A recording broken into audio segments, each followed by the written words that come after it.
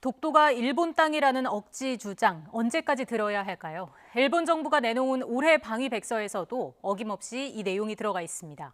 양국 간의 논의가 진행되고 있는 문 대통령의 일본 방문에 어떤 영향을 미칠지 주목됩니다. 일본 연결해서 자세한 내용 들어보겠습니다. 이경아 특파원.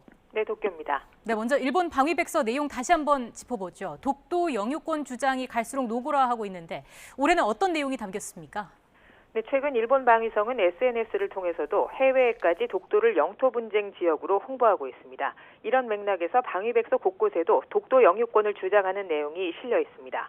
러시아와 영토 분쟁 중인 북방 영토와 함께 독도의 영토 문제가 여전히 미해결 상태로 존재한다고 적시했습니다. 또 지난 2019년 러시아 군용기의 독도 영공 침범을 다룬 대목에서도 시마네현 다케시마라고 표기했습니다. 방위백서의 독도 영유권 주장이 처음 등장한 것은 지난 2005년 고이즈미 총리 때였습니다. 그 뒤로 벌써 17년째 계속되고 있는 겁니다. 일본 방위성은 또 한일 방위당국 간의 문제로 독도 방어 훈련을 처음 언급했습니다. 자위대 초계기 레이더 조사 문제, 또 지소미아 종료 통보 등의 사례와 함께 한국 방위당국의 부정적인 대응이 계속되고 있다고 평했습니다. 부정적인 대응이란 표현은 지난해 방위백서에는 없던 내용인데요. 한일 방위 협력이 어려워진 책임을 한국 측에 떠넘기려는 의도로 풀이됩니다. 그러면서 이런 현안이 한일 그리고 한미일 연계를 훼손하지 않도록 한국의 적절한 대응을 강하게 요구할 것이라고 언급했습니다. 자, 한국의 국방력 강화에 비상한 관심을 보인 것도 눈에 띄는 대목입니다. 올해 이런 내용을 포함한 배경은 어떻게 봐야 할까요? 네, 국방 예산을 크게 올리려는 일본 정부의 속내가 담겨 있는 것으로 볼 수 있습니다. 일본의 국방 예산은 GDP 대비 1% 수준으로 보통 책정돼 왔는데요. 하지만 일본 정부는 중국의 세력 확장 그리고 북한의 핵과 미사일 위협에 대비한다는 명분으로 국방비를 크게 늘리려 하고 있습니다.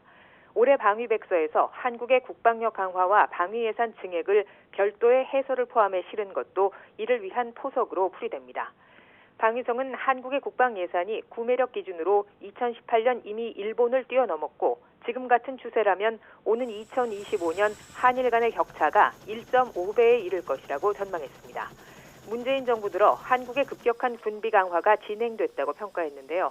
강한 군대를 만들어 미군 전시작전권을 조속히 반환받으려는 문 대통령의 뜻이 담긴 것이라는 내용도 포함됐습니다. 네, 문 대통령의 일본 방문이 논의되고 있는데 독도 영유권 주장이 반복됐습니다. 방일 논의에 악영향이 있지는 않겠습니까? 일본 정부의 방위백서가 이달 나올 것이라는 건 이미 예고된 바 있고 독도 영유권 주장을 반복하리라는 것도 어느 정도 예상돼 왔습니다. 문제는 지금이 한일 간의 문 대통령의 올림픽 개막식 참석을 둘러싸고 물밑 신경전이 이어지고 있는 시점이라는 겁니다. 현재 도쿄올림픽 개막식 참석을 약속한 국가 정상은 G20 국가 중에 프랑스 마크롱 대통령이 유일합니다. 일본 입장에서는 개막식의 주요국 정상의 참석을 원하고 있고 최근 스가 총리가 문 대통령이 방문하면 정중히 맞이하겠다고 밝힌 것도 이런 맥락으로 볼 수 있습니다. 박수현 청와대 국민소통수석은 오늘 아침 한 라디오 방송에서 대통령의 일본 방문에 대해 부정적인 여론을 인식하고 있다고 밝혔습니다. 그러면서 가장 가까운 이웃인 일본과 감정으로만 일을 할 수는 없는 것 아니냐는 말과 함께 회담 성과가 중요하다는 점도 강조했습니다. 양국 모두 만날 필요성은 공감하고 있는 상황입니다. 올림픽 개막까지 남은 시간 동안 양국이 만남의 내용과 형식에 대한 입장 차이를 어디까지 좁힐 수 있을지가 문 대통령의 방일 여부를 결정하게 될 것으로 보입니다. 지금까지 도쿄에서 YTN 이경아입니다.